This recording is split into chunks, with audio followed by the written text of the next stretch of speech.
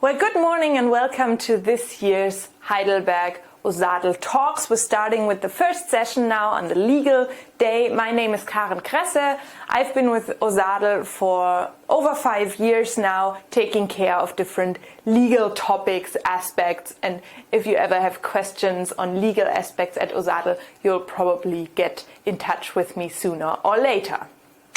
And my name is Carsten Emde. I'm with OSADL since the founding 17 years ago, and I'm the general manager of the organization. Welcome as well, and let's go into economical and legal basics of open source software. And contrary to what you read here in the title, what you read with OSADL all the time, we won't start with open source as such actually, but with another concept, open innovation, which is really the basis for open source. So what is open innovation at all? Well, open innovation sounds a bit surprising because it is joint research and development. Normally you would think that the research and development is something you really need to do at your own and do not tell anybody about what you do, because this may be related to the progress of your company. But this is a bit different. People work together, and the goal is even to make money with it. So even joint added value. The underlying concept, well, it's called open knowledge economics, various ways of how people collaborate, and the type of organization is called collaborative environment, for example, using a mailing list or meeting or video conferences or whatever. But why is open innovation good? Well, it has proven to be good actually for quite a while. It's been around as a concept since I think the 70s, the theoretical part of it, but the practical implementation of it is of course younger, and it is successful because it has advantages. It has advantages, first of all, for user and provider, so something that's basically in common for all of them. One of them is standardization of hardware and software interfaces by de facto standardization. So not by a committee who sets a standard and then companies have to implement it, but because everyone has developed something together, everyone's using the same technology, it becomes a standard just by the fact. Of course, fairly obvious advantage, it has a larger base of knowledge, expertise and experience. You don't just have one person who knows about a particular technology, about a particular project, but several people have worked on it, so there's just more knowledge around.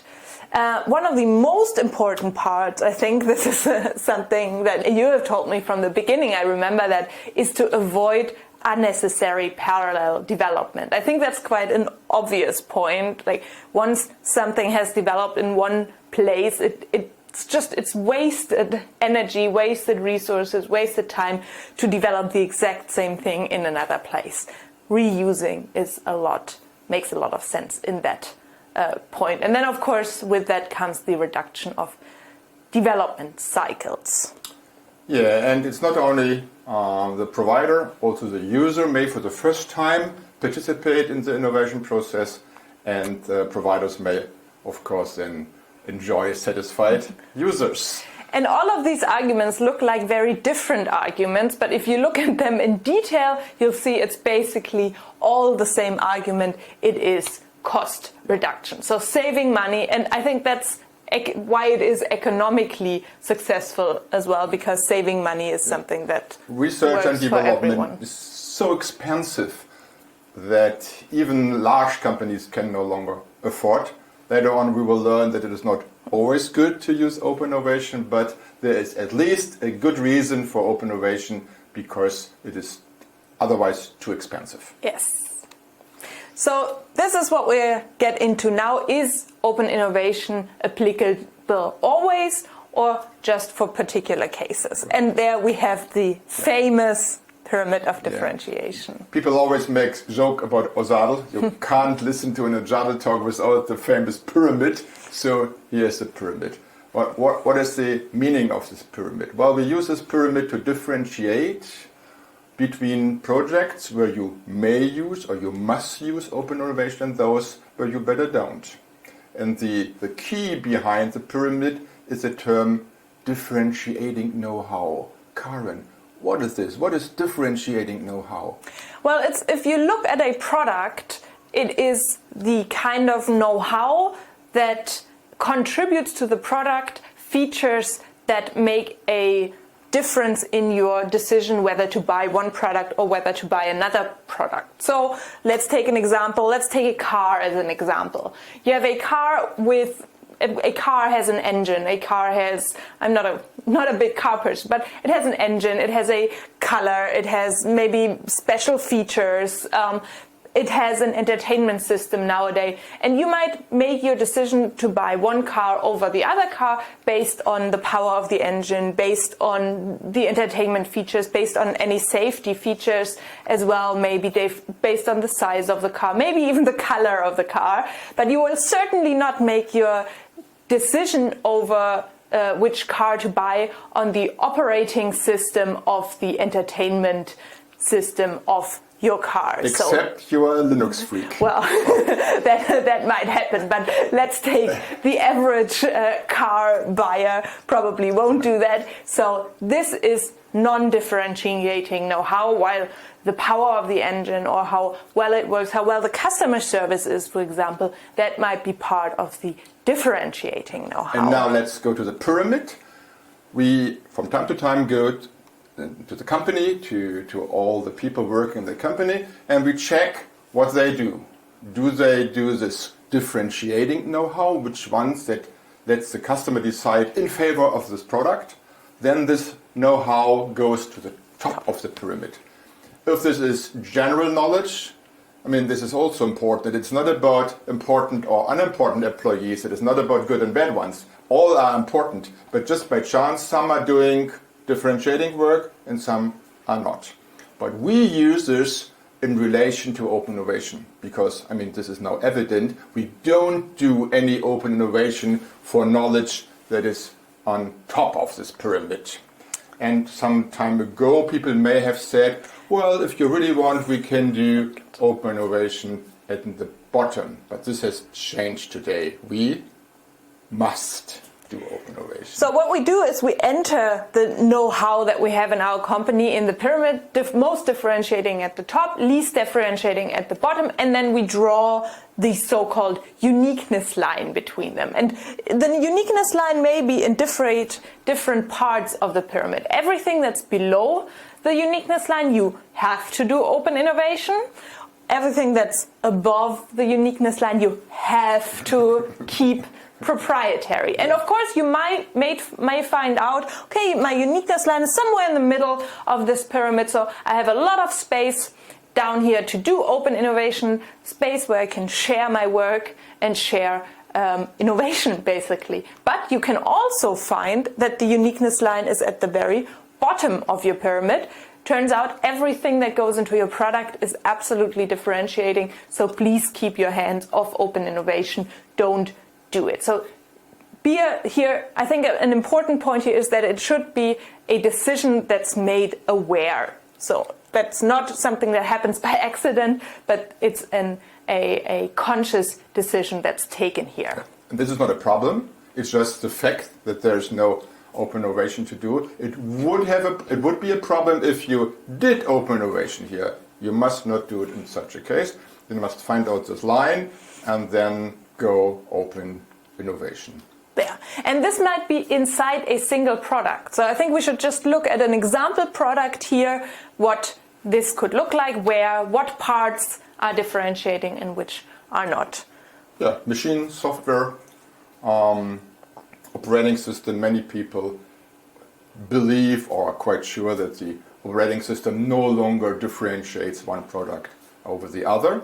And same with drivers, same with libraries. Well, then we go to the application layer, and even above we will have application, graphical user interface, menu, also testing, quality management, and so on. And there's something in between this important line. Yeah, so somewhere maybe here, maybe even a bit lower. That depends on particular, but this is something where in the bottom here, well, let's start with the top. In the top here, you have development of proprietary software as it's always been. Nothing has changed here. But then down here, this is where the revolution happened, basically. Well, it's been a few years now, so it's not that much of a revolution anymore. But still, here is we have open innovation of base technologies, and now we get back the circle back to open source. Yeah. Why? When we talk about software, of course. Yeah. Why go we to open source this way? Because in many other industries, for example, machine builders or engines or cars, it turned out not so easy to simply go open innovation. A manager could decide, okay, we learned from OSADL, let's go open innovation. And then they call lawyers, they write contracts, and they need to decide who's getting what kind of benefit from patents developed together and so on. So it is not that easy, but it is completely easy, completely different when it's about software. Because when we go software, we develop software under the heading open innovation, then we have some luck. Why do we have this luck?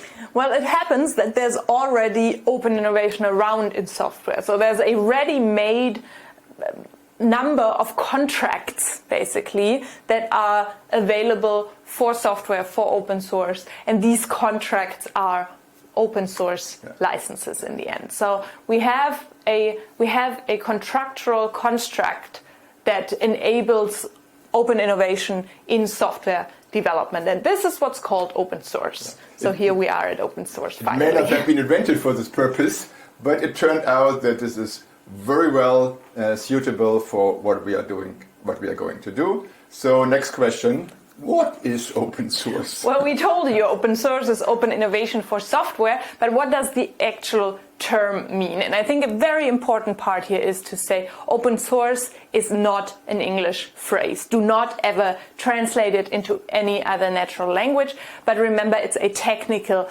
term. It describes a particular set of rules. Open source software, these rules are actually set down. There's different definitions around by different organizations, and these might change as well over time, but one of the most widely used and one that we work with and a lot of other organizations work with is the open source definition released by the Open Source Initiative, and that sets certain requirements for open source software. What are these requirements? Well, these definitions, OSD, are quite long, 10 different rules. The Free Software Foundation has 4. We here at OSADL, we give you 2. The most important ones. The most important ones. So a software may only be called, or the contract behind the software may only be called open source if the holders of rights allow everyone unrestrictedly and unconditionally use and modify the software, and to copy and distribute the software under very liberal conditions. Otherwise, it may not be called open source. And what I feel is very important, the fact that software is available in source code form has nothing to do. I remember sometime sitting together with people and they handed over a piece of software to me and say, look, here I have a piece of open source software. And I looked at it and said, well, that's not open source. And they say, are you crazy? It's software, it's source code, so it is open source. No, I said, it is only open source if there were the first line telling this software is licensed under, followed by the name of a so-called open source license. Otherwise, it is not open source. So please do not mix up. This is why we're telling you it's not English. It is not a word that you can translate and understand by reading it and by translating it. It's a term, and the mechanism to be fulfilled is quite easy. Look at these conditions and look at the license, and then it's clear. We'll actually look at a practical example of that, just to give you a bit more practical approach here than just this theoretic. So you probably all have heard about the MIT license. We'll go ahead a bit, we'll jump ahead a bit now and already look at a license. It's a very easy license. It's the MIT license. And in the MIT license, you see it's a very, very short text. Well, there's a warranty disclaimer on the bottom as well that I cut off here. But it's a very short text. And in the beginning, it says, permission is granted free of charge to any person obtaining a copy without restriction, without limitation, rights to use, copy, modify, merge, publish, distribute, sub-license, and or sell the copies. So really unrestricted, unconditional. You don't have to fulfill any conditions. You don't have to do anything. You don't have to pay to use, copy, modify, and so on this software. But there are some conditions. It is not completely without any obligations. There's what we call a liberal obligation, a very liberal and easy to fulfill obligation. Well, later on we will see it is not always that easy to fulfill. That's why we are here.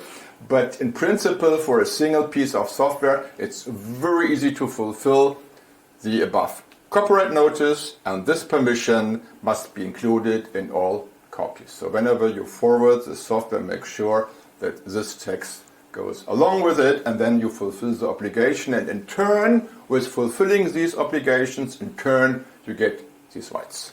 So this is a very classical, typical open source software. Unrestricted use, some conditions when you copy and distribute. Now let's compare this kind of open source software with traditional proprietary software. And we have to look at the various ways of how software is used. We don't like the term use very much, because use may be run the software on a single computer, but use may also mean copy and distribute and make money. So use the software to make money, this is also use. So we need to differentiate these two uses. And first, let's look at running the software without copying on a single computer and analyzing and modifying. And what is the difference between proprietary software and open source, Caren? Well, you've just seen with the MIT license here, this kind of use is permitted simply by obtaining a copy. So a unilateral declaration of will of the authors. All of the authors have said, I put this license under an open source license, thereby I permit you unconditionally to run, analyze, and modify the software. All you need is access to the software. While with proprietary software, these, as a start, are forbidden. Of course, this won't stay forbidden. If you can't run proprietary software, it's kind of pointless to have it at all. So you can get a permission to run the software, but you have to agree to some kind of terms of use, an end-user license agreement, something like that. With open source, as it says in the MIT license, anyone who obtains a copy of the software, all you need is access to the software, however you got it. So this is all you need to get all of these permissions. You don't have to agree to anything. Yeah. We already mentioned the term revolution. This is where the revolution took place. And many people 25 years ago, when this was first introduced, didn't understand. How is this possible? Someone working a long time and then making everything available for free, no charge. But the other part of the other side of the coin is copying and distributing, and there's no revolution at all. Everything is nearly exactly the same. Yeah. It's copyright law that forbids copying and distributing software, and there's no such rule that telling people that copyright doesn't work with open source or something like that. No, open source software is completely exactly the same as proprietary software. Copying and distributing is forbidden by law, so it is exactly the same. But you can get permissions to do so. Of course, you know that software is contained in products, so copying and distributing unmodified software or modified software, in both cases, proprietary or open source software, you need a license.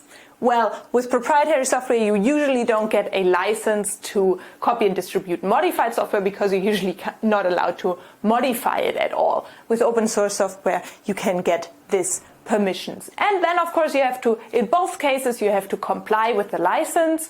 With proprietary software, that usually means paying money, and sometimes even accepting fairly tough control rules. With open source software, that means fulfilling license obligations. They're usually fairly liberal. Doesn't always mean they're easy and quick to fulfill. There are some other challenges here, and I think this is one of the biggest challenges that companies are facing when they change from proprietary to open source software, is the different way that license obligations have to be fulfilled, the different kinds of license obligations they are faced with, and this is what we'll be dealing with basically all day today. Yeah, for a company deciding to use open source software internally, it's an easy decision. It's just the first line. So you get software and there's no obligation. It is the possibility to just use the software.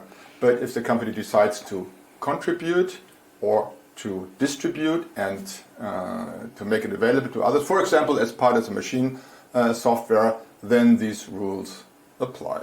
So please remember this difference. We'll come back to that again and again, and you'll come back to that in your everyday life as well. The difference between running the software on your own computer within your own company and copying and distributing it to other legal or natural persons. That's where the difference is here. And now we're talking about copyright law. We say it's prohibited by copyright law. So I think we should ask, first of all, what is copyright law at all?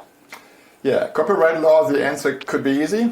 Copyright law protects works. But then, of course, the next question is, what is a work? Caren, what is a work? So we have to ask 3 other questions to find out if something that you find, something that you have, something that you see is a work. The first of this question is, who is the creator of the work?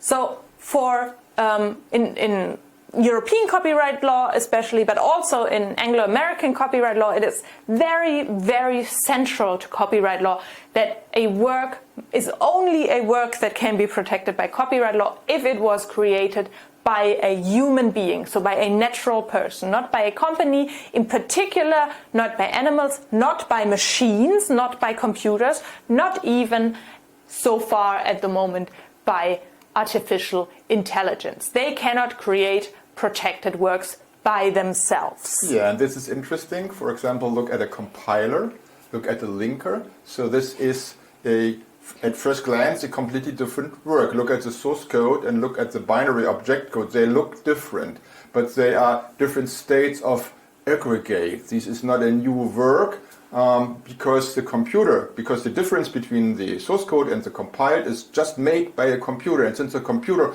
cannot get any rights, it is the same as before. So the same rights that are given to the source code are then given to the binary object. And I think especially at the moment, this is a very important part to remember, because that means that, for example, anything that ChatGPT gives out and that is not copied from something that's pre-existing, but that's actually been created by ChatGPT, is not protected by copyright law. So if that is something that you use, for example, in a brochure or on a text on your website, anyone can copy it and you don't have any hold against that if you use the text in an unmodified way. So this is something to remember. It has to be created by a human being. This is the state of today. This may change. But this is where we are today, and there doesn't seem to be any changes coming up very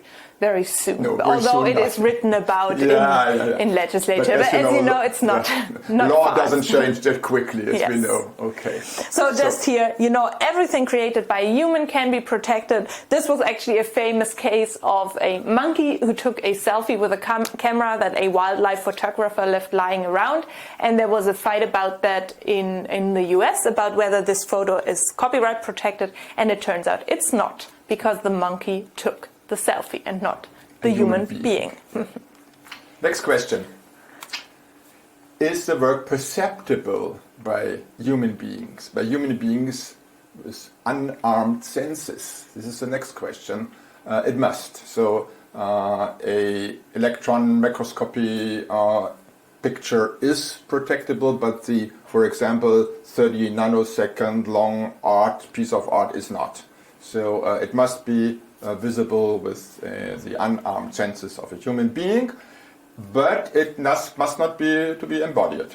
It can be sound or dance or music performance or, art. Yeah. This can be protected as well, but it has to be it has to have form. It has to have taken form. So you can see drafts already might be protected. Ideas, however, or general concepts are not protected here. So I think this is a fairly easy requirement in most, or at least where software is concerned. Then we have question number 3. That's a bit more difficult. Can be. So a work has to show a certain degree of individual creativity. It has to be an expression of the author's inside personality. This is what comes from copyright. You know, copyright law was written for artists first of all, so it protects the artist because they have shown something of their personality to the outside world by giving it form in part of a work. So it has to be in some way new or different, or it shows some kind of individuality. It doesn't have to be good. So it doesn't have to be functional, doesn't have to be pretty, it doesn't have to be in any way in a kind of in a sense that it needs a lot of work to be done, or a lot of expertise. So in German we say we protect the small coin, das Prinzip der kleinen Münze. So even really, you'd say basic art, like a children's drawing, which you could see, this is clearly not a big artist in the making here, but it would be protected already by copyright law because it clearly shows individuality, the way that the road and the coloring is chosen, the way that the sun and the stars and the moon is created here. So this clearly shows individuality. But it's also important for engineer to note that it is not about how long it took, so whether it was very complicated work, or whether there were expensive parts used for it, or there were just technical or mathematical or statistical work to do. No, this has nothing to do with copyright law. Copyright law is the creativity, and finally is something that may in a court case only be decided by a judge. So if in doubt, you should go with something that you find is protected, because we have this principle of the small coin. So if you're in doubt, always go with this is protected by copyright law, even if it might just be a 2-liner or something. So because we had court cases where single words were protected, which turns out that they were protected. So really single words if they had or short sentences if they had a particular individuality.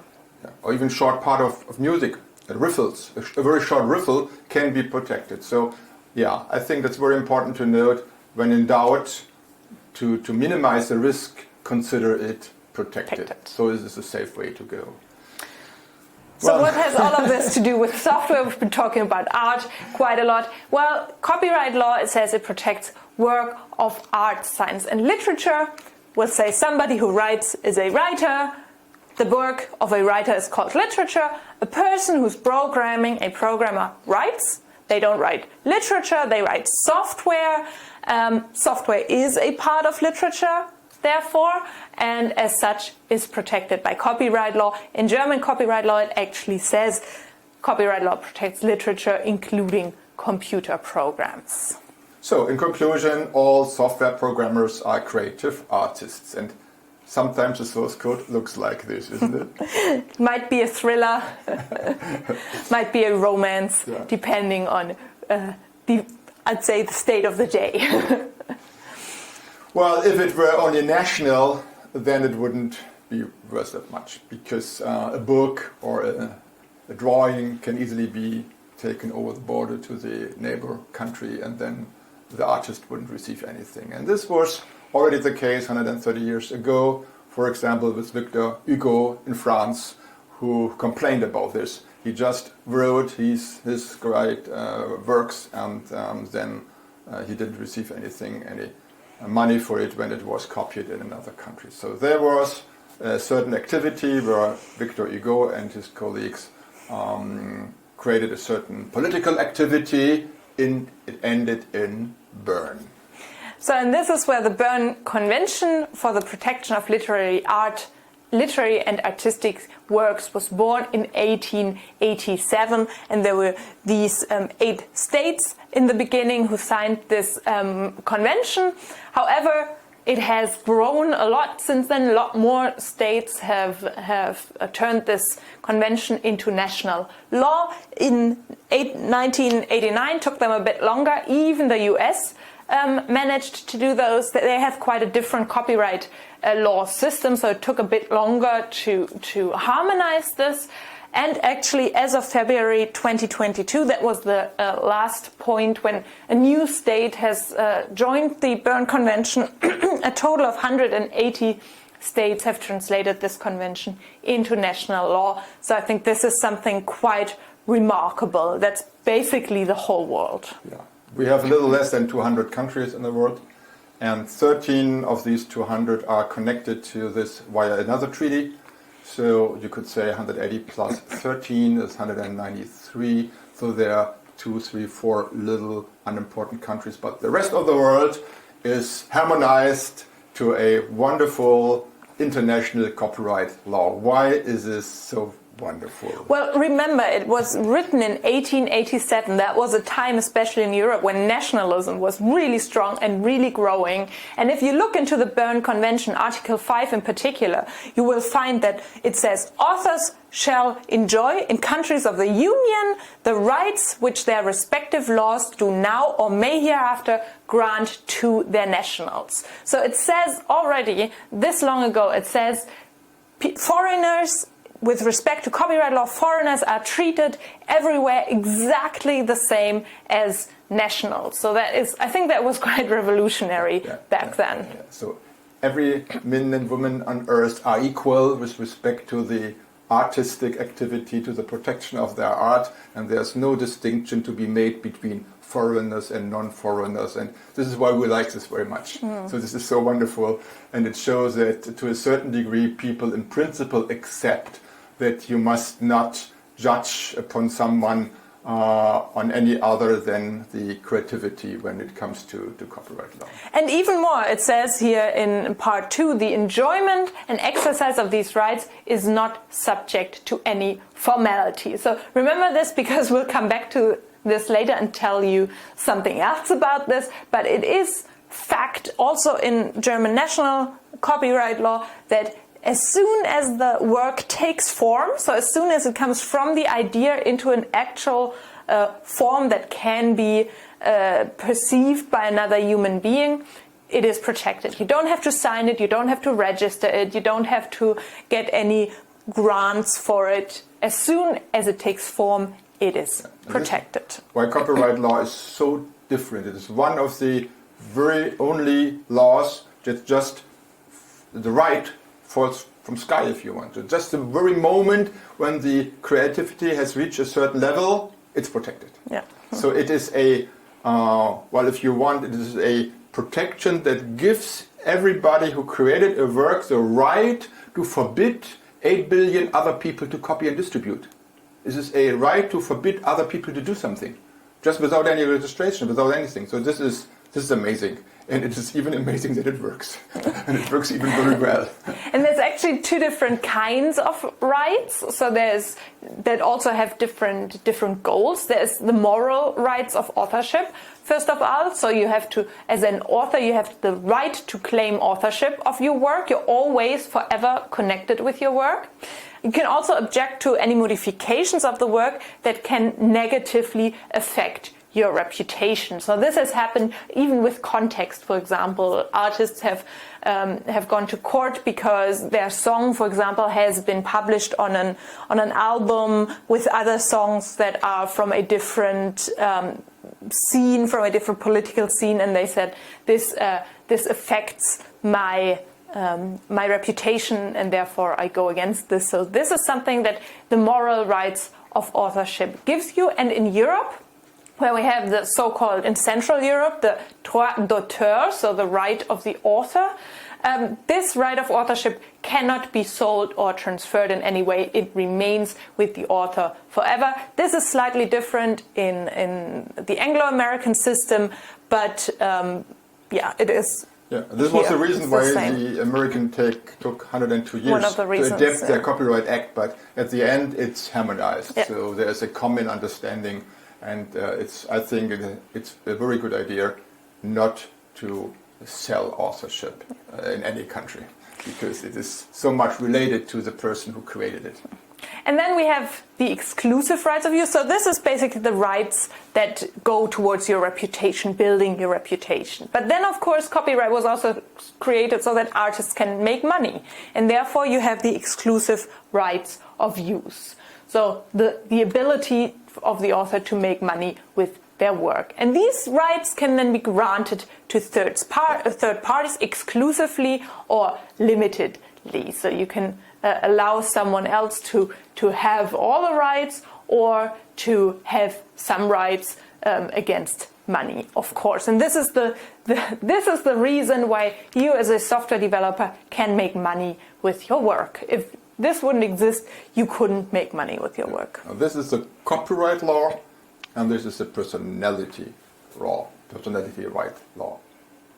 So, and how can we see these two different kinds of rights in the copyright notice? So you remember the Convention of Bern says no formality to receive copyright law. However, in practice, it is highly recommended to put a copyright notice, to put a license notice on a piece of software, just so that people know what they're dealing with, just so that when you find a piece of software, you know maybe who to contact if you have questions about it, if you find bugs or whatever. So this is a practical aspect of copyright law, not so much a legal aspect. Let's have a look at Jane. Jane at home, in her spare time, on her own computer, based on her own ideas, is writing some software, and it's the very moment when the software is written, both rights are granted.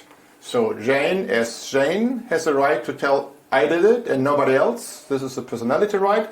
And Jane may then say, it's my copyright, so if I want, I can make it available to others, I can license it. So these two rights are together expressed when this copyright notice is written here. We recommend, there's no general recommendation, as you have seen with Article 5 of the Bern Convention. There's no law what to do, but we would recommend to write the word copyright, C in circle, C in bracket, whatever, the year where you publish it, and then your name of a natural person. But then Jane, next day, Jane may go to work and work under the control of her employer. What's going on now?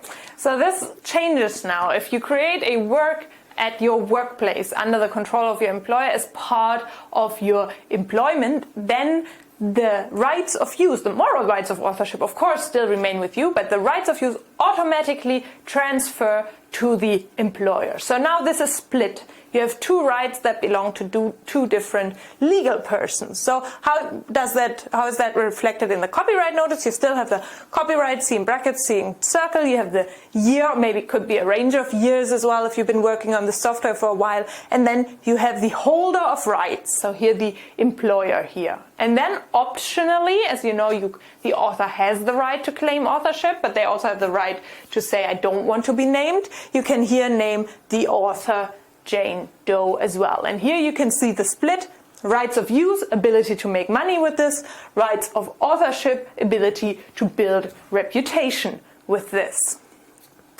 Yeah, and many people have claimed, I have heard people telling, so attention please, you may never change copyright notice and so on. That's wrong, and this may also affect and harm the company if you follow this rule. That's wrong. You may change the copyright notice, particularly the holder of right, in case the software is completely sold. It may well be that Jane's employer buys or sells the software, and then they are well advised next day to go to the entire software, look at all the copyright notices, and replace the original name of the copyright holder by the new name. But attention, the author's name must not be changed, because this is unchangeable. We have seen situation of people asking for help at OSADL with a case of software where someone wanted to know and to get all the information in order to be able to copy and distribute it legally. And they found that there were many cases where this hasn't been changed, and they had even the question whether they had the right to change it. So make sure whenever you buy or you sell software that you get the right to change the copyright notice, so that later on you can prove I bought it and I have the right to do something. So this is when you buy basically the exclusive rights of use on the software. Then you can here say, I am the owner of the exclusive rights of use, and therefore I can give licenses, for example. Also, very important if you sell parts of your company. So if you sell parts of your company, I mean, software for many companies nowadays is part of the value that they have. So if you've maybe bought a part of another company, and then a few years later you go through it and you see, oh, this software still belongs to the old company, it doesn't even belong to me, then of course you lose quite a lot of value. So this is something that's part of due diligence processes nowadays. Remember, this is also important for freelancers. So only the employee has automatically the mechanism that the rights are transferred to the employer. But with a freelancer, it is not the case. So you need to put this into the freelancer contract so that it's made very clear that the rights go to the buyer of the software.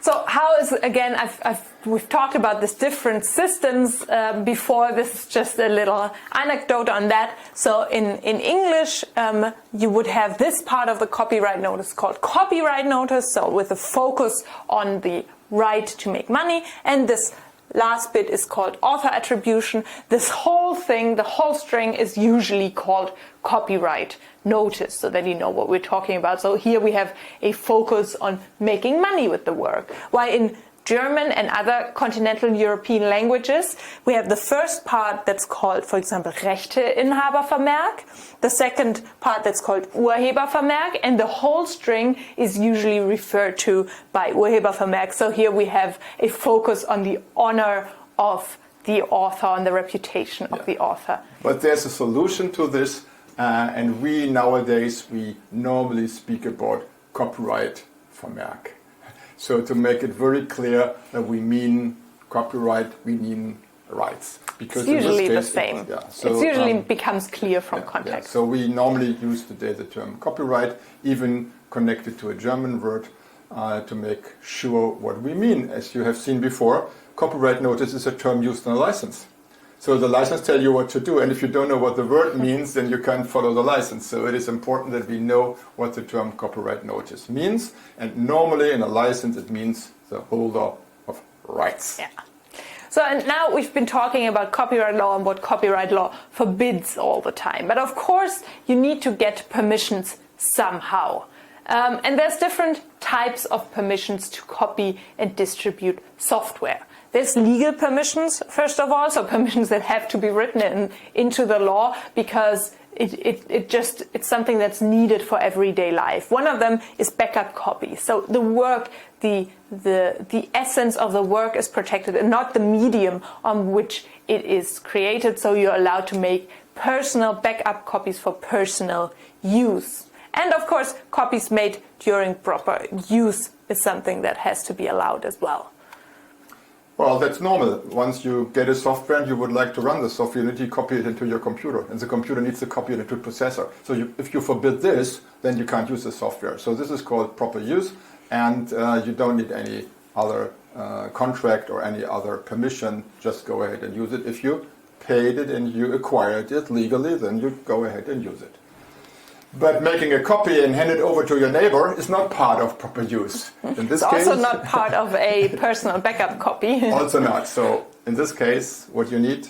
You need a contract, you need a permission from the holders of the exclusive rights of use, so you need a license. This is called a license. It's a word you will not find in copyright law, at least not in German copyright law, but it is just the word we use for this particular type of contract that gives you rights of use on a copyright protected work. And there's different kinds of license. The most typical ones are proprietary runtime licenses and, of course, open source licenses. It's a contract such as any other contract. Rights are granted, obligations are imposed, and if you don't do what the license says, then of course the rights are withdrawn.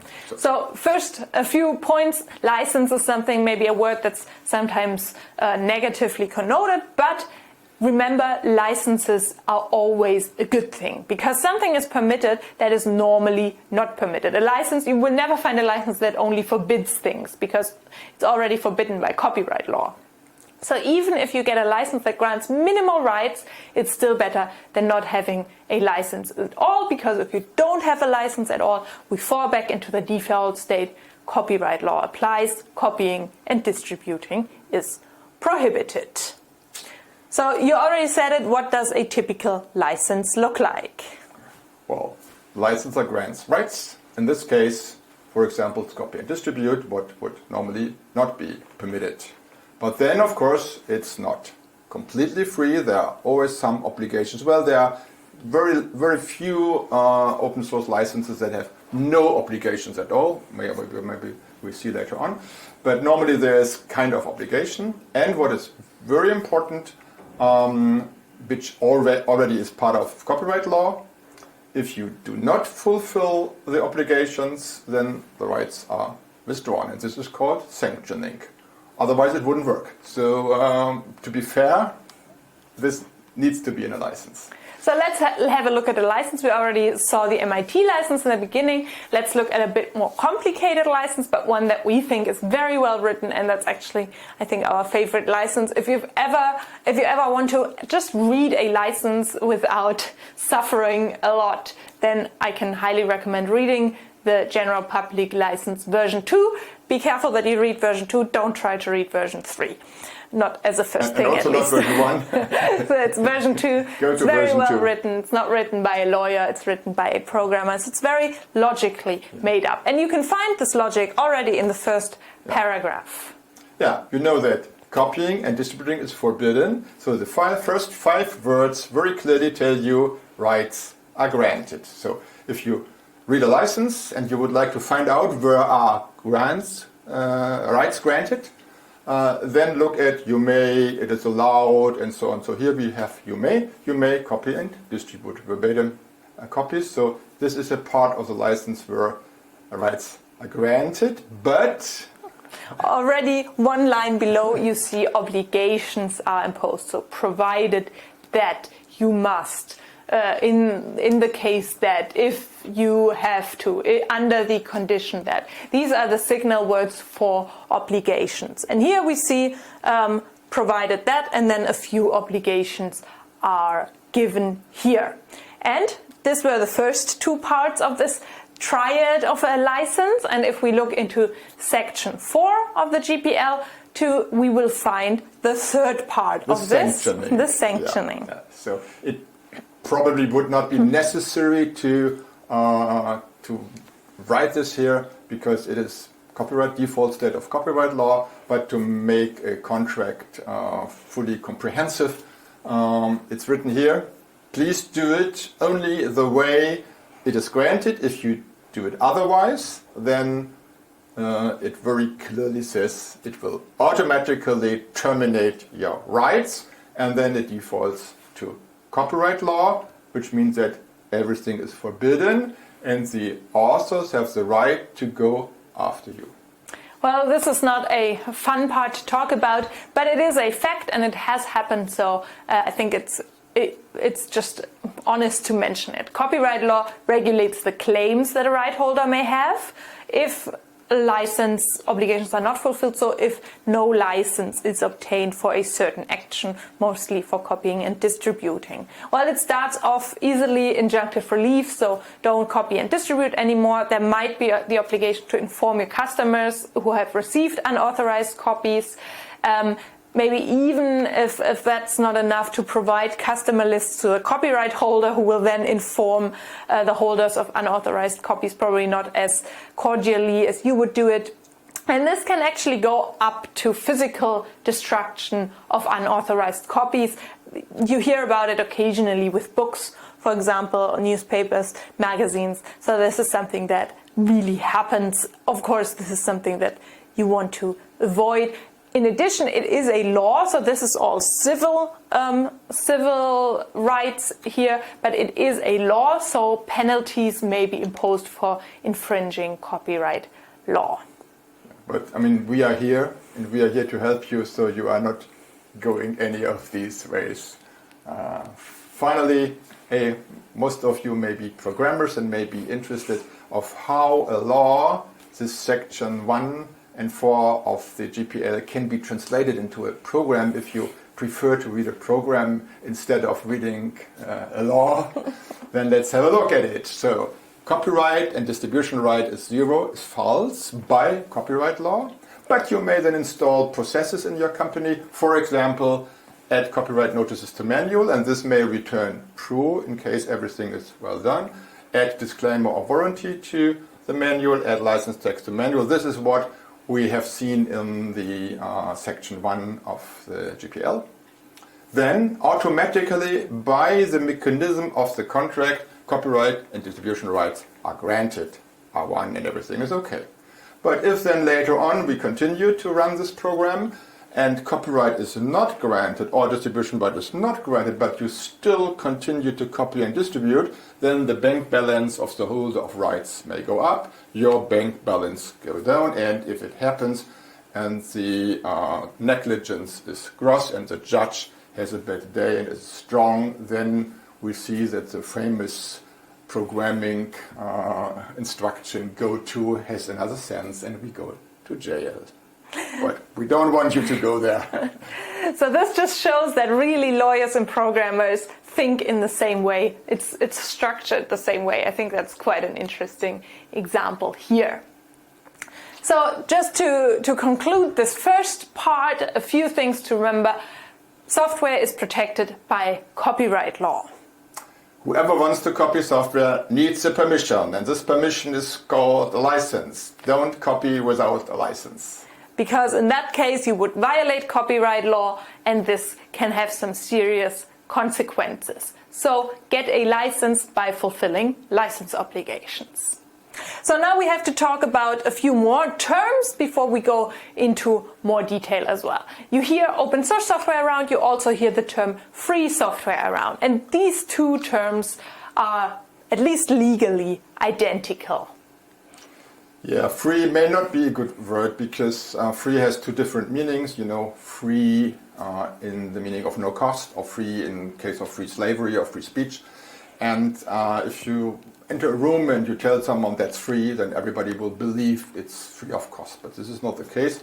As you may have heard, the inventor of everything calls this free as in free speech and not free as in free beer.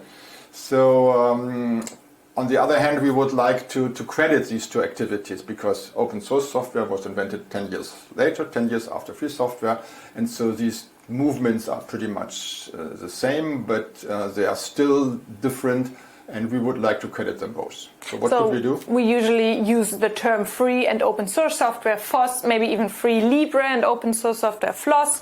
But you'll hear us refer to it as open source, as FOSS, as OSS. So it changes, but it also always means the same concept, this legal contract, this legal boundaries that we've talked about so far. Yeah, we would prefer not to use them differently. Sometimes you meet people, they always use the term free, and this may be related to some kind of partisanship, but we would better put them together because when we speak over legal aspects, then it is pretty much the same. So we have a few more words more terms to define. One very important word, one very important aspect is derivative work. This is always connected to modification. So this is also based on copyright in the end. A work may contain significant elements of another work because copyright law allows you to adapt existing words.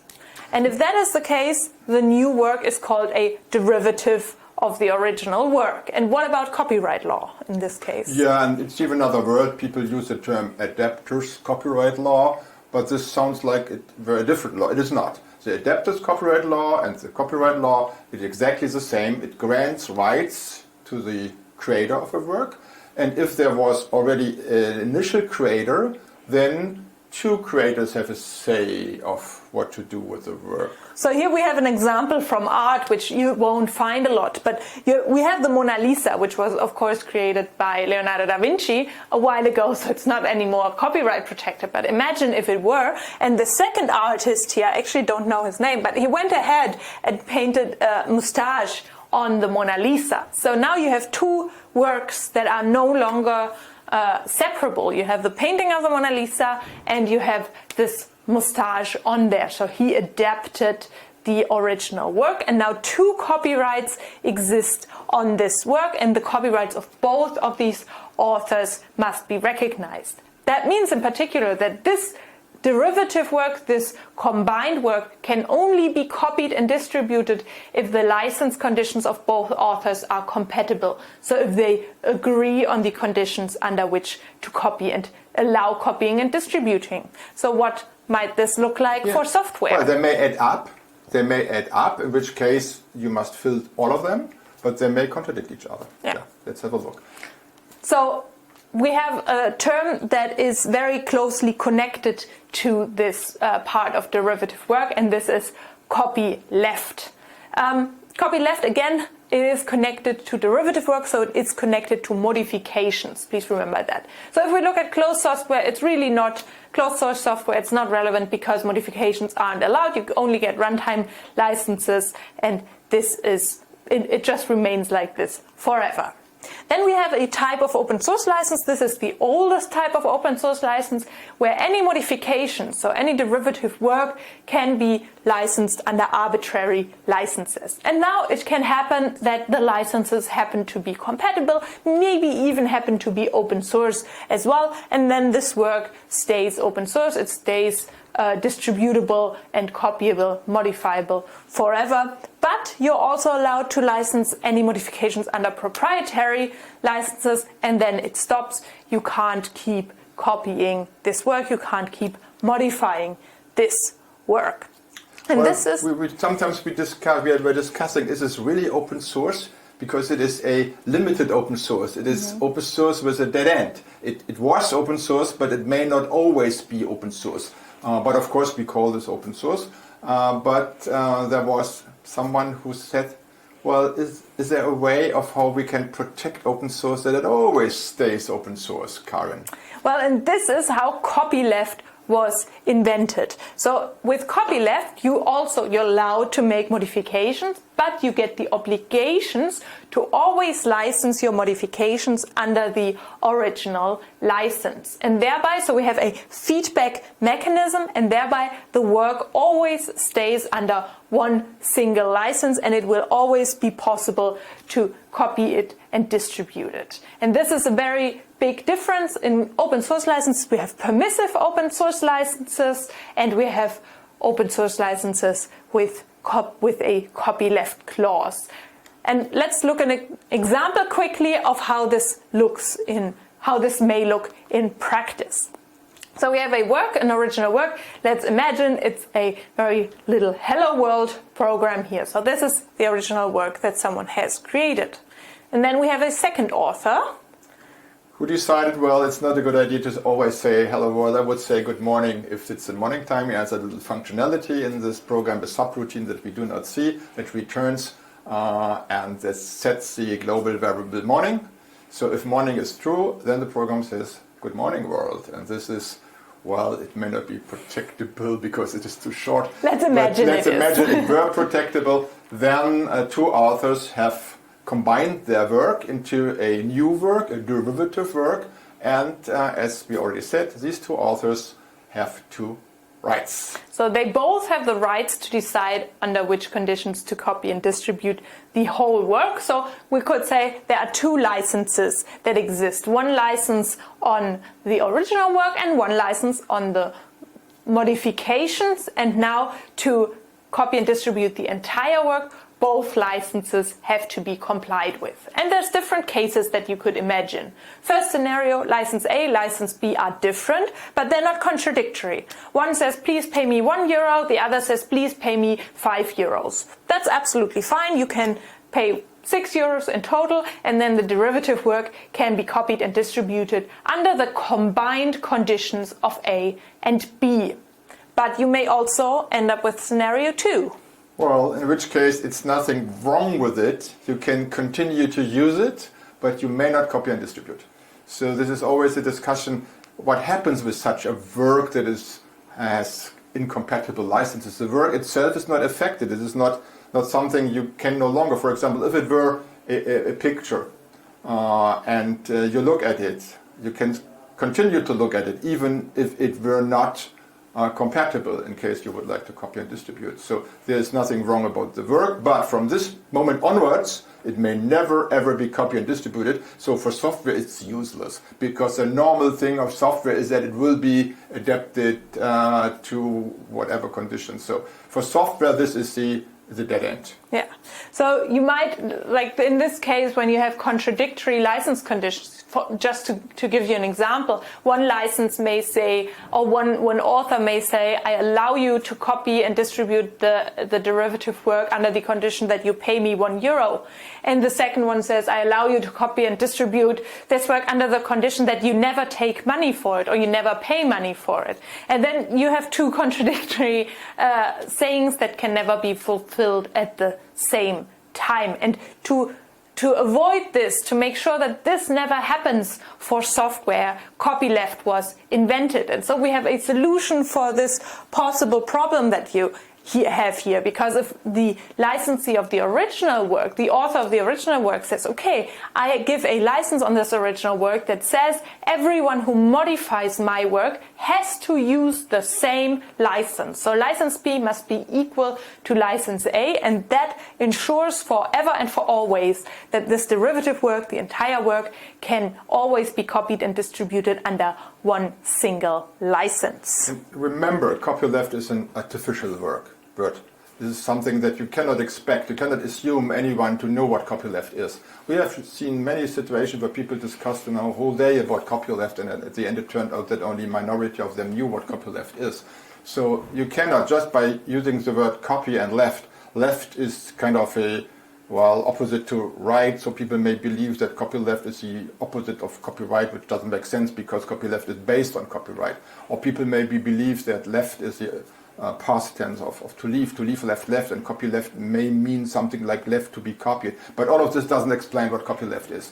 So please, if you are in doubt and you are going to discuss scenarios of software, of copying, of compatibility and so on, make sure that everybody in the room knows what copyleft means. Remember, it's always connected to modifications of works. A copyleft work that's just by itself is no different to anything else. Only if modification, if adaptation of the work happens, copyleft becomes relevant. So let's have another look at a GPL, how this looks in practice for the GPL. So we look at a typical, maybe shortened GPL software trade chain. You have the Linux developer who creates a work, you have a board manufacturer who might add something to maybe a driver to support their board, you have a machine builder who has added something to the Linux kernel, and then in the end this goes to the end user who only uses, who doesn't add anything to the work anymore. So how does licensing we're talking about the Linux kernel here, so it is GPL v2. So how does this work in this case? So first of all, the first step is fairly easy. Linux developer creates the Linux kernel, and the board manufacturer receives a license for the Linux kernel from the Linux developer. What's the next step? Yeah, first of all, they are running this Linux kernel on their hardware, and as you have seen with our first explanation, the difference between proprietary and open source software, that's okay. You don't even need a license for this. So they run, they work on it for half a year within the company, and there is one day when the product is ready. And now they are going to copy and distribute. They have done some modifications. They created a driver, or they modified a bit of the Linux kernel, and of course this part is what they contributed, and they have the right to license. But now the questions, the remaining 35 million lines of code that are not created by the board manufacturer, they have been received by the Linux developers and they are now copied and distributed to the machine builder. How is this working? Is this licensed? Is this board manufacturer able to license it? No, they're of course not, because they are not the holder of rights, so they can't give a license. They only give the actual software to the machine builder and enable the machine builder to receive a license from the original holder of rights. And the only thing they license is their creation, so their contributions to the derivative work. This is where they actually give a license. And here we see why it's important also to fulfill license obligations, for example, to deliver a license text, because so that the machine builder is able to receive this license from the Linux developer, they of course have to know about it. So the board manufacturer has to fulfill license obligations, for example, delivering the license text and licensing their own development correctly, to enable the machine builder to be able to receive the same rights and obligations that the board manufacturer got from the Linux kernel. And now we see if this licensing and this enabling is not undertaken correctly, then this license becomes invalid, and the board manufacturer loses the right to pass these 35 million lines of code to the machine builder. So this is where it becomes important in a trade chain as well. Now it becomes also evident why the license says that the rights are granted unrestrictedly to everybody on Earth. Because this mechanism here is just what this says. So the machine builder and all the subsequent users, they get the right directly from the Linux developers because they granted the rights unrestricted to everybody on Earth. So now it's better understandable why the license text says all of this. Otherwise it wouldn't work. And as you know, a contract is only concluded if the parties have the same license text available. Otherwise, the contract cannot be concluded. So this is why it is important to forward the license text. So when you read in the license text, please, as an obligation, forward the license text. It is not just a silly idea of the developers. It is the most normal thing of closing a contract. And then we have this, of course, going on towards the end user. And again, here, the board manufacturer now profits because the machine builder has to, again, fulfill the same license obligation so that the end user can receive a license from the board manufacturer. Can you quickly mention the warranty aspect? What about the warranty disclaimer? Why is the warranty disclaimer important? So one of the obligations of the GPL license is to deliver in a conspicuous way a warranty disclaimer with respect to the original author. So of course this Linux developer who created their software and gave it free to the whole world, they will not take warranty for any product that the board manufacturer sells to the machine builder. So the board manufacturer has to tell the machine builder, listen, there's open source software in here that was created by open source developers and they will not take any warranty for my product containing their software. But the board manufacturer themselves, of course, have warranty for it. And then they, again, profit from that in the next step. So again, the machine builder says, here there's some open source software in it that the board manufacturer has given to the whole world, and they do not take any warranty for this bit of software.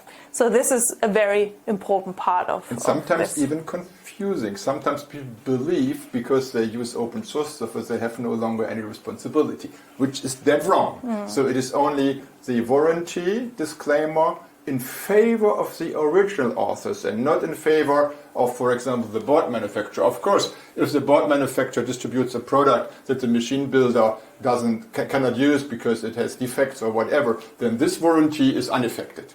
It's only the warranty towards the original open source authors.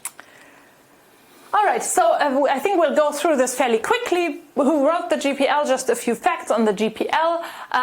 GPL is short for GNU General Public License. It was originally written by Richard Stallman, the first version, which really isn't around much anymore, in 1989 already. The second version, which is the one we'll talk about most today, is written in 1991. So you see it's a fairly old license, so please have some patience with some of the obligations that are in there that maybe seem a bit pointless nowadays or seem antiquated nowadays, but it's been around for over 30 years, so it is fairly understandable. And even if a license obligation seems stupid to you, it's still a contract and you have to fulfill it, and it can't be changed that easily for open source projects. But there is a version 3 as well. It's not as nice to read as version 2, but it still keeps the spirit of the GPL. It's written by a few more people in 2007 again, and it's also used in many other products, in many other parts today. Well, it's very successful, and many people believe it's successful. Let's have a look at the Linux kernel. Linux kernel in many areas, many industries, is the most often used operating system kernel. In, for example, supercomputers, it's 100%. 500 of the 500 top supercomputers use Linux, and in many other industries it is also more than 60, 70, sometimes even 80%. In smartphones, 88% of smartphones are running Linux. There's something like a desktop computer where by some reason Linux is not that widespread available, but let's not discuss this here. What is interesting to us is what Linus Torvalds, the creator of Linux, remember it was created in 90, and in 91 Linus made it GPL. And it was very early, so the GPL was just created, and because of the evolution of the Linux kernel, he and many other people believe that it was very important and helped the evolution of the Linux kernel. And he said in an interview in 97, making Linux GPL was definitely the best thing I ever did. So. And I think this is thanks to the copyleft clause of the GPL here. So how can open source work in a company, or better, how can it not work? Imagine this is a few years ago when open source wasn't so common yet, and you have a project lead going to their purchase department saying, hey, we need a Linux driver for our new machine controller. Here's a purchase order for the work. Please, can you sign this? Purchase department looks at it. Let me check the purchase order.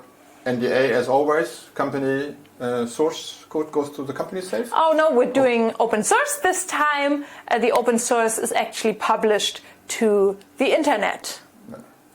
This is not possible. I'm not going to pay for it if everybody can use it. So this will certainly not fly, full stop. So we hope now that we had a purchaser who thinks about it, who calms down a bit, and then maybe a few days later comes back to the project. So sorry, lead. I was a bit, not so in good mood when you told me what you are going to do. I checked the internet, and it looks like this is a very common controller. This is a very common what you need. And I think that there are other companies who might want this as well.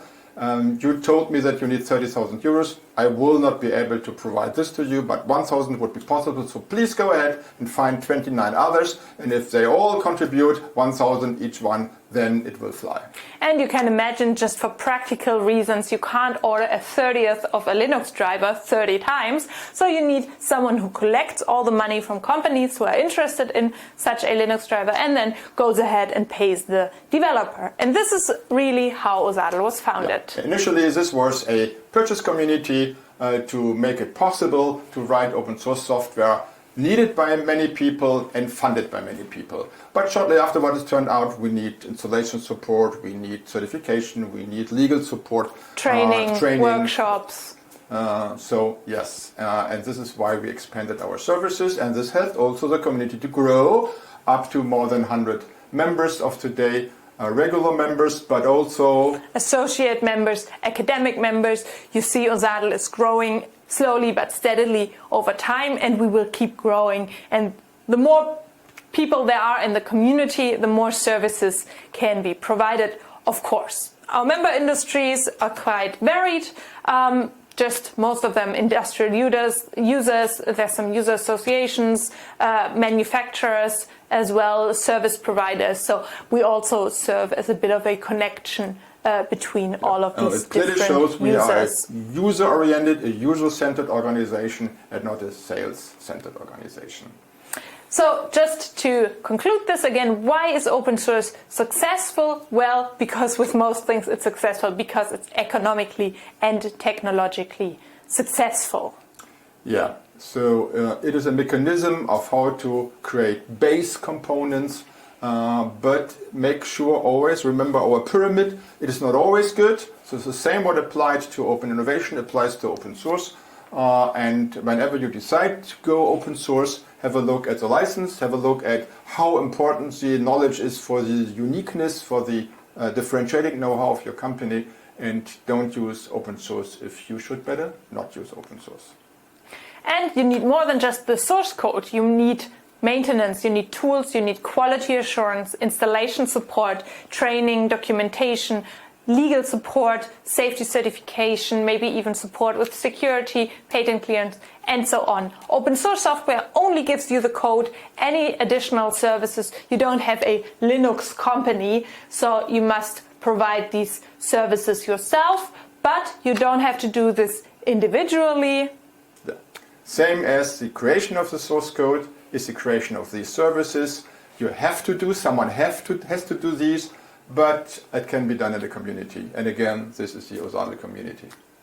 So if your company is already part of the OSADL community and you would like to profit from the OSADL services, there's different ways of doing so. One of the most important ways is to sign up to the OSADL website under the login link provided here so that you can get access to the exclusive member material.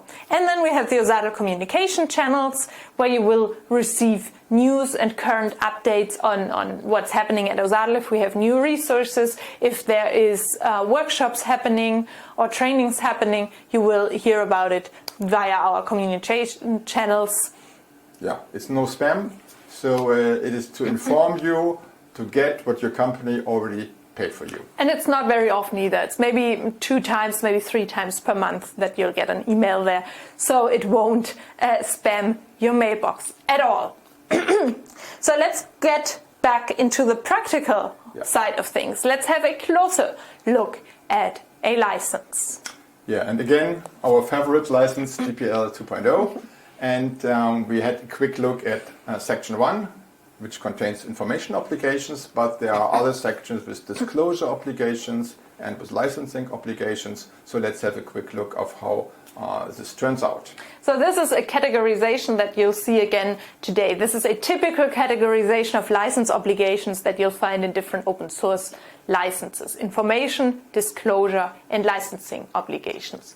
What does this look like for the GPL v2? Here we have Article 1 again. Yeah, we like it so much, so we are showing you another time to you. So it is about verbatim copies, and by verbatim, once you distribute verbatim copies, then it is just to fulfill the information obligations, publish an appropriate copyright notice, disclaimer of warranty, and the license text. That's easy. Then we have GPL Article 2 with distributing modified software. Something is added to the license obligations, namely to the information obligations. The copies have to carry prominent notices stating that you changed the files and the date of any change. So nowadays this is usually done in the form of patches, modification notices. Yeah. And if it is an interactive program and it shows some kind of announcement done, then it must also print the announcement that the open source software is used, and copyright notices have to be printed here. So this is part of the information obligations. That's still easy. Now section 3. So now we have section 3, where it's not about distribution of source code, but it's about distribution of binary software in object, code, or executable form. And you can do that as well, provided that. And now you have the choice. provided that you do one of the following. You may also, of course, do both, but at least one of the following, either A or B. And this is already kind of a jargon, so we speak often about 3A or 3B, asking people, are you doing 3A or 3B? 3A is a company, so a company means same parcel or along with accompany the product with a complete corresponding machine-readable source code on a medium customarily used for software change. You may find this is not feasible, or people could be confused by getting the source code and they don't know what it is, so they may then go 3B. Yeah, 3B has, again, the word accompany with a written offer in this case, which has to be valid for at least 3 years, it has to be addressed to any third party, it has to be for no profit, and then it has to offer the recipient to provide the complete machine-readable copy of the corresponding source code, again, on a medium customarily used for software interchange on request. So we have the two important words here are in both paragraphs. You have accompany, so it has to be close with the product when it's delivered, and you have on a medium. On a medium means not via a medium, means not for download. You have paragraph C here, which isn't printed on here. Paragraph C says if you offer the software, the binary software for download, then you can also offer the source code for download. But if the software is distributed in embodied form, installed on a product, for example, or on a USB stick or on a computer, then you must deliver the source code as well in an embodied form, or the written offer, be it directly or via written offer. Please do not overlook this little part here, and it says that once you do this, you still need to fulfill section 1 and 2. Yeah. So here we've covered information obligation, we've covered disclosure obligation. How about license obligation? Oh, before we go into this, I think we have a few more recommendations on actually how to organize the disclosure obligations. As you say, 3A, so option 1, and 3B, option 2. There's different arguments for and against either of these options. Yeah, and this refers to what we have seen here with section 1 and 2. The immediate source code delivery has the advantage that everything is fulfilled the day when you hand over your product. There's no dependent, there's no remaining work to do, and it may not always be feasible, in which case you go 3B. By some reason, 90-95% it's changing a bit, okay, maybe 80, but still the majority of products use 3B. Option 2 is here 3B, written offer for source code delivery, and there's a little difference between GPL version 2 and version 3. Well, I think it's more than a little difference depending on the machine. With GPL 2, you saw the written offer has to be valid for 3 years. In GPL v3, it says for 3 years or as long as the duration of device support. And if you are a machine builder who builds good machines, they might be alive and supported for up to 20 years. So you might have to keep the source code of the original version available for up to 20 years if someone requests it on a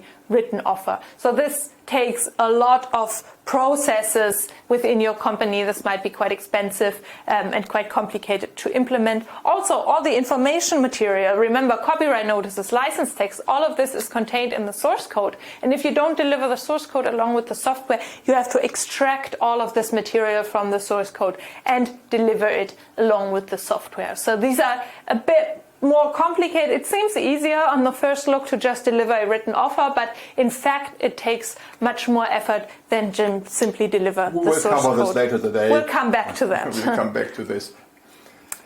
But now off to the licensing obligations. Yeah, you must cause any work that you distribute derived derivative work under the terms of this license, and this is copy left. So you see, you don't find the word copy left in the license here, but you know this paragraph. Any changes that you make must be licensed under the terms of this license. So here we have licensing obligations. So what does that mean, a work that is derived from the original work? Let's look at one example, one typical example. Let's look at one example. The easiest explanation of what derivation is with software is function call. So whenever a program jumps into another part and jumps back, then this creates a common work. But if it's not a jump, it is not an execution of a subroutine, but it is something else. For example, communication via shared memory or communication via a network, then it is not. And we'll go into more detail on that today. Just give you one example. One example, a Linux driver. So a Linux driver creates a direct interaction. So this is why the Linux driver is connected to the Linux kernel. And also because this same driver does not work with another kernel. It is closely related. It is derivative. So whenever you write a Linux driver, please license it under GPL v2. Otherwise, it is not okay. But an application that is written against the POSIX and works in an identical version with different operating systems and jumps into the kernel via an exception, not via a function call, is not connected. So you may distribute a machine with a machine software consisting of a Linux kernel and your application, and the Linux kernel is licensed under v2 and your application licensed under your proprietary license, and that is fully okay because it doesn't create a common work, because this is not a derivation. And in addition, Linus Torvalds, the creator of Linux, he put a little line in the original version of this GPL and said that when calling into the Linux kernel, it is not derivation. This is the so-called Linux syscall node you might have heard. So just a quick overview what examples we have here related with the GPL. So we have the project application Linux kernel. You just saw that.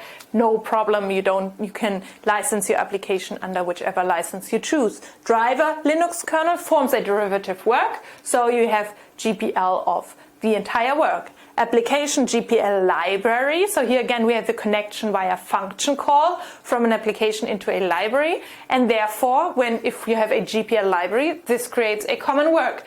Just to make sure GPL libraries aren't really around anymore. There's a few projects that have dual licensed libraries that have GPL and a proprietary license. They just want to force you to take the proprietary license. But most commonly used open source licenses nowadays use the LGPL or some other license. And the LGPL has an exception that allows linking. And therefore we have application LGPL library does not make the application GPL.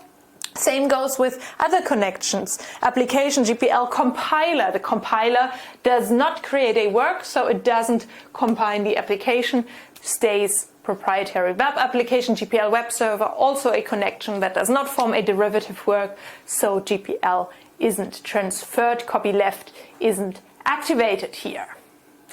So I think just as an overview, this is very quick and we'll go into more detail on the particular applications later today, but just to give you an overview for a particular use case. Yeah, this is what we said, that maybe 70-80% of today's machine software is using 3B.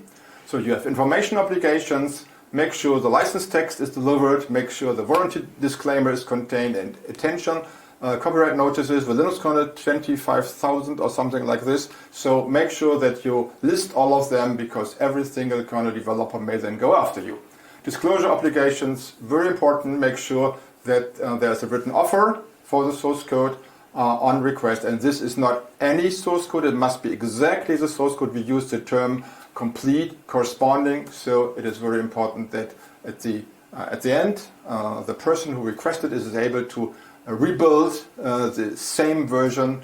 And of course, licensing obligations, you, the employee who wrote it, must have the right to license it under GPL 2.0, and you must write it on top of the driver so that you follow this licensing obligations. If you do all of this, then you are okay.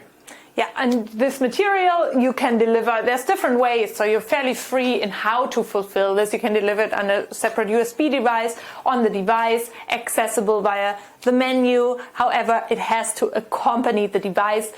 Online is not enough. And then also a little note here we'll go into later, again, the terms of use for your product, which usually forbid all kinds of things. They have to give precedence to open source licenses for open source components. So I think this gives you a fairly good, quick overview. It's not very detailed, this list, but this gives you an overview of what you have to do when delivering your Linux kernel with your own driver. So let's conclude this first part. Open source software we learned, is short for software that is licensed under a listed or otherwise verified open source license. Well, you know, of course, you can just use it in everyday work by telling it is open source. But remember, open source has a special meaning. It means that the software has a particular license, and this license must fulfill the prerequisites for open source. And whoever is copying and distributing open source software must know the license conditions and obey them. Even although they are very easy to fulfill or relatively easy to fulfill, you must fulfill 100% of the license obligations, otherwise you are in breach of copyright. And the source code of open source software is developed in a community. That's why it's so powerful and good. And everything else that is needed to successfully employ open source software in a product should then also be developed in a community to just save individual work, to do open innovation for services as well. And as you know, OSADL is such a community. Yes. So we are looking forward to welcoming you. Thank you for your attention, and we're looking forward to your questions. Thank you. See you then.